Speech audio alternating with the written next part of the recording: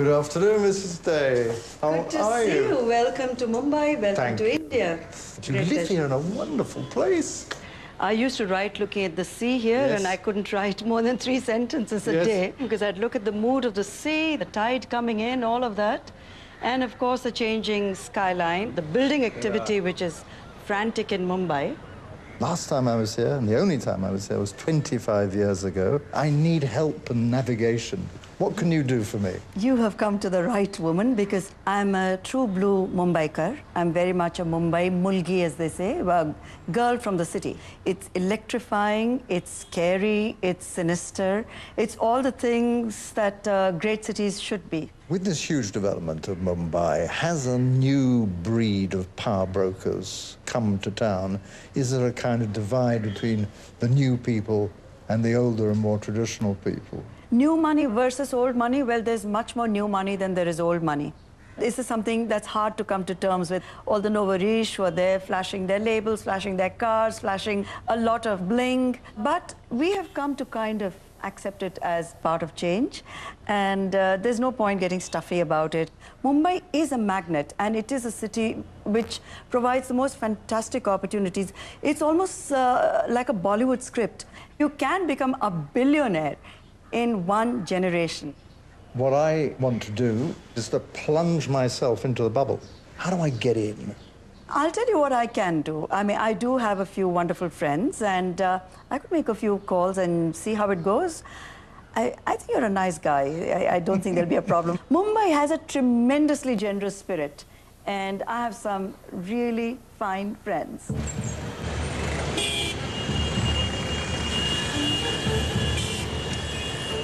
They may not be billionaire businessmen or Bollywood stars, but the countless millions on the Mumbai streets do have a real say. India is far and away the world's biggest democracy. I'm not going to get plain talking from any politician, but the man I'm off to see now is famous for calling a spade a spade. Very loudly indeed. How sincere is this attempt? Your part, you asked for the question. Let me ask you a counter question. No, don't ask me. There is no finality. 1 minute, 1 minute. Meet Arnab Goswami, sort of India's shoutier Last question to Prashant axeman, renowned for calling the powerful to account. Thank you, all of you, for joining me on News Hour Debate 1 tonight. Sir, how are you? How are you? I can't get up because I'm all wired all wired up. Let me get up and shake your hand at the break. You sounded very passionate. Yeah. Had a very passionate debate. Yeah, absolutely. This is a superb. You see, this debate sets the agenda strongly. Yeah. You know, at the end of the day, Indians by nature are very argumentative and passionate people. Yeah. And more in the 9 o'clock slot nowadays, people are moving away from watching soaps to watching the news. And this change has happened through the last 4 or 5 years as we've been broadcasting. Do you know what your viewership is? I mean, the show has a reach of anywhere between, I would say, 25 to 30 million every night. Impressive. So I'm going to go back. Okay. You watch the next video. Omar Abdullah was the first to condemn the terror strike on one of his top ministers, but it is an Arnab's been at it at this level for an hour and a half, and it's not even his day job. How are we taking that story forward on Kashmir? We should force a reaction from the government on it. This is on what? He's also editor-in-chief of the Times Now channel. I was determined to extend his day still further over a quiet drink. Well, a drink anyway. In Mumbai, power is defined by your business clout, your financial clout. The richest people in Mumbai weren't born the richest. You find 1,000 rags to riches stories. And I'm telling you, each one of those people out there actually believes that he or she can make it big tomorrow. You see, when you look around this city here today, and you look at the people who live in those apartments, each of which cost 2 to 3 to 4 to 5 million rupees a piece, the fact of the matter is 90% of those people are self-made people. And I can tell you 99% of the people who you find on the streets believe they can get there. I mean, I've arrived from a depressed country in a depressed continent where people are not very optimistic about the future. You have described a very optimistic picture. How far will Mumbai be in 25 years' time? Is this a constant upward curve? I don't think I'm being overly optimistic, but consider this. Just before doing the TV show, we said, oh my God, we are so upset because we might just hit only 7.5% growth. That answers your question. I take your point. Yeah. If this country averages this kind of growth, A, does it have the workforce? It does. Is there entrepreneurship? It's growing meteorically. Has this city changed?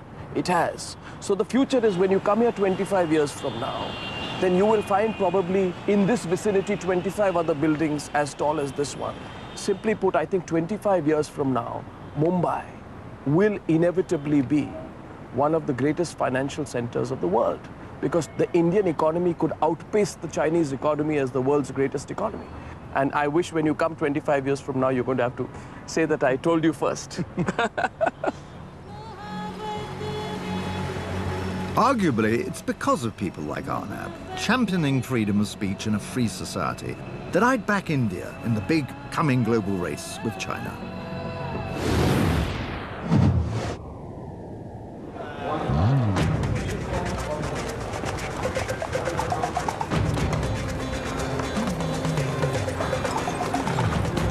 Sunday is race day in Mumbai, and a good place to try to hobnob with the city's high rollers. They've been racing here for almost as long as the derby's been run at Epsom. And today's race card includes one of the 4 classics of the Royal Western Indian Turf Club, the 2000 Guineas. Though I'm completely clueless about horses, I'd better have a flutter. Excuse me, 500 rupees on Cardinal to win. Thank you. That's £6.50, resting on the outcome of the big race.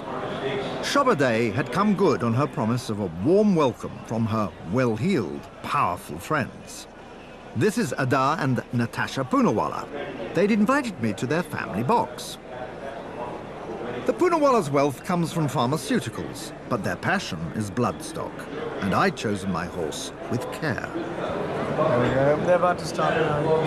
Which one have you bet on? 500 on Cardinal to win. Oh, that's... How about that? As a statement of faith, isn't it? Yeah, that's bred by us, so let's... I know. We're off. Yep, there we go.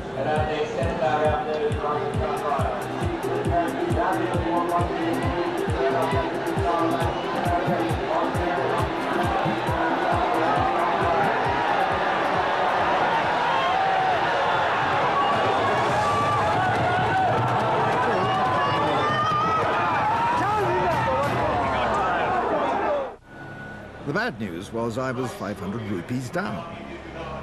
The good news was that Natasha and Ada introduced me to the Poonawalla patriarch, Dr. Cyrus Poonawalla. Here I am. Hi, let me introduce you to my father. It's a great honor to meet you. Should we go to the box? Poonawalla Sr. started out with just $12,000 that he raised by selling horses. He's now worth $3 billion and is one of India's richest men. He runs the country's top biotech company, selling the world's lowest-priced vaccines in 140 countries. I don't know about the power because I generally don't like to misuse power unless one has to do it in an exceptional case. But what I like most about Bombay is the warmth of the people. You can walk in somebody's party almost uninvited and feel welcome. And do you think the explosion in prosperity here, the creation of new mighty moguls of Mumbai, hasn't started to corrode the spirit, this shaking of hands? No, it's because these billionaires, including myself, are self-made men. And we know what it was to be at the bottom of the rack. So, since we are not some aristocratic family guys that, would like to keep their nose up in the air, we would be very down to earth. Beyond that, Mumbai's got a tremendous potential to have more billionaires than any one city in the world. But as long as they don't misuse that power.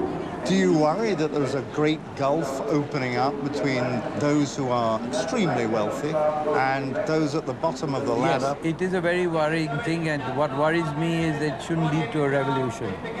It could be a revolution. It could ultimately, but at the moment the Hindus are very passive people, and as long as the rich and famous, don't overstep themselves and behave themselves, I think we are all right for the next century.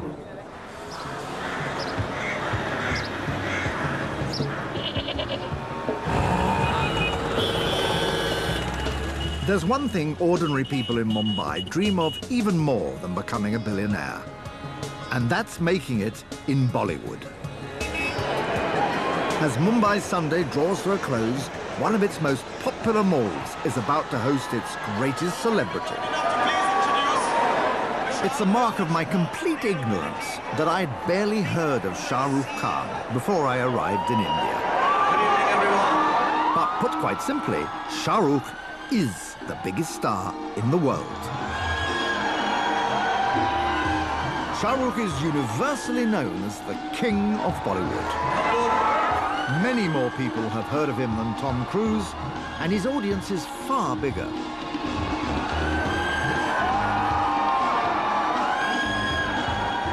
Today, the king is accompanied by Bollywood's leading lady, former Miss World, Priyanka Chopra. They're strutting their stuff to launch the computer game which accompanies their new movie, the gangster action flick, Don 2. Thank you, everyone. Well, thank you very much, all of you, for being here. The great news is that Don 2 publicity machine have promised me a private audience in Bollywood tomorrow with the man himself. I've got some revision to do overnight to pass as an entertainment reporter. I'm lucky to get out of that in one piece. I've been stamped on, I've been kicked, I've been pinched, I've been elbowed, I've been pushed aside. I've never seen anything like it. Politicians would kill their grandmothers to get adulation like that. I'm just a big fan, sir. Sir? Call me Don. Shah Rukh's people told me to be sure to report to his studios at 12 noon sharp. So this is Bollywood. Doesn't look like much, does it? This is the biggest film production centre in the world. At Film City, countless movies shoot simultaneously.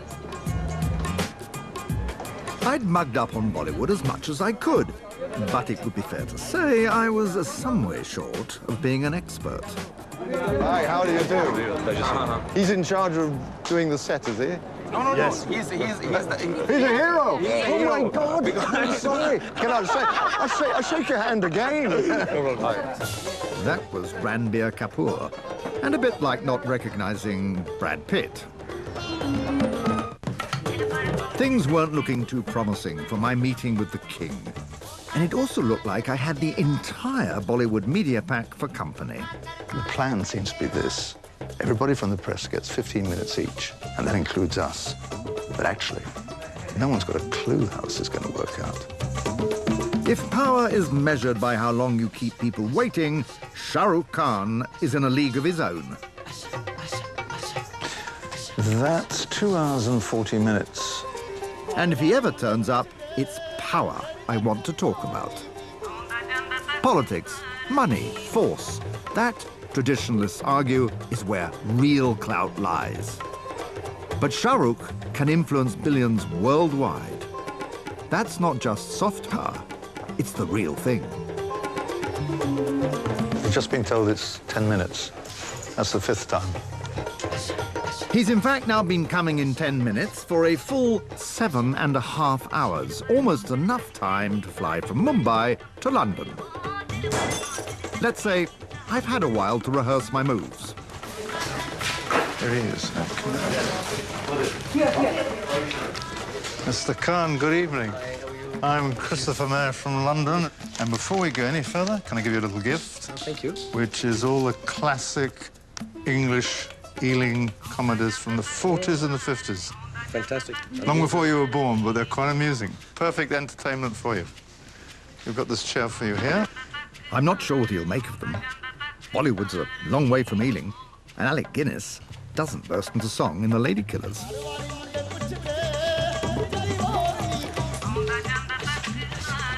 Okay. What I'd want to talk to you is about power. Are you the most famous, the biggest movie actor in the world?